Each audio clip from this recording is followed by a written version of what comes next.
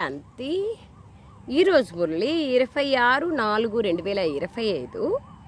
మధురమైన పిల్లలారా, పురుషోత్తమ సంగమయుగ బ్రాహ్మణులైన మీరిప్పుడు ఈశ్వరుని ఒడిలేకొచ్చారు.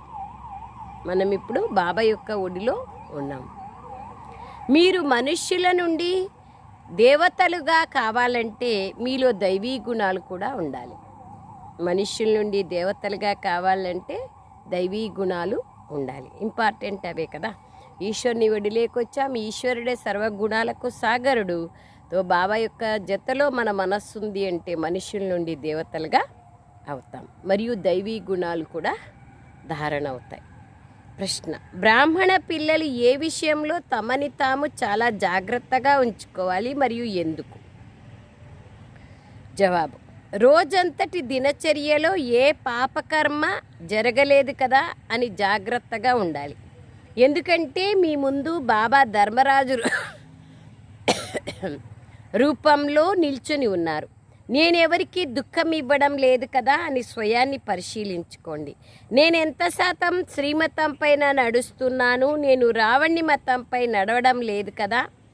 బాబా పిల్లలుగా అయిన తర్వాత మీ ద్వారా ఏవైనా వికర్మలు జరిగితే 1కి 100 రెట్లు శిక్షని అనుభవించాల్సి వస్తుంది. అందుకయ్యే బాబా అంటున్నారు చాలా జాగ్రత్తగా ఉండాలి. సారం: దేహాభిమానం లేకొచ్చి గట్టిగా మాట్లాడకూడదు.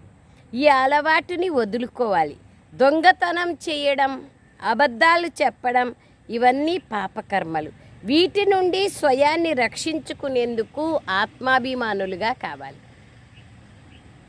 సెకండ్ పాయింట్: మృత్యువు మీ ముందు నిల్చొని ఉంది కావున బాబా శ్రీమతం పైన నడుస్తూ పావనంగా కావాలి. బాబా పిల్లలుగా అయిన తర్వాత ఎటువంటి చెడు కర్మలు చేయకూడదు. శిక్షల నుండి స్వయాన్ని రక్షించుకునేందుకు పురుషార్థం చేయాలి. మృత్యువు మీ ముందు నిల్చొని ఉంది కావున బాబా శ్రీమతం పైన నడుస్తూ పావనంగా కావాలి. ఎటువంటి చెడు కర్మలు చేయకూడదు. వరదానం: లోకప్రియ సభకు టికెట్ని బుక్ చేసుకునే రాజ్యసింహాసన అధికారిగా కండి. లోకప్రియ సభకు రాజ్యసభ, లోక్సభ ఉంటుంది కదా, బాబా దగ్గర లోకప్రియ సభ. దీంట్లో టికెట్ని బుక్ చేసుకునే వాళ్ళే రాజ్యసింహాసన అధికారులుగా అవుతారు. స్లోగన్: పరమాత్మ తోడుని అనుభవం చేసుకున్నట్లయితే అన్నింటినీ సహజంగా అనుభవం చేస్తూ సురక్షితంగా ఉంటారు. బాబా నా తోడుగా ఉన్నారు అనేది అనుభవం అయితే అన్నింటినీ మనము సహజంగానే అనుభవం చేసుకుంటూ వెళ్తాం.